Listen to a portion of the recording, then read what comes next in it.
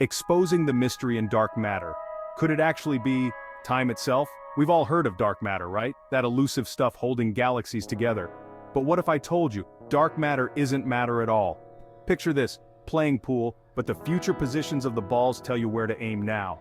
Sounds nuts? Well, welcome to the quantum world, where the impossible becomes possible. Enter retrocausality. It's the mind-bending idea that future events can influence the past. Now let's crank up the crazy and apply this to the cosmos. Imagine the gravitational effects we blame on dark matter are actually the universe setting up for a future layout. Stars and galaxies aligning, not because of invisible matter, but future cosmic events pulling the strings. It's like the universe's own way of ensuring it hits its marks, a cosmic self-fulfilling prophecy. Maybe dark matter's effects aren't particles, but time itself influencing gravity. Sound like science fiction? Maybe.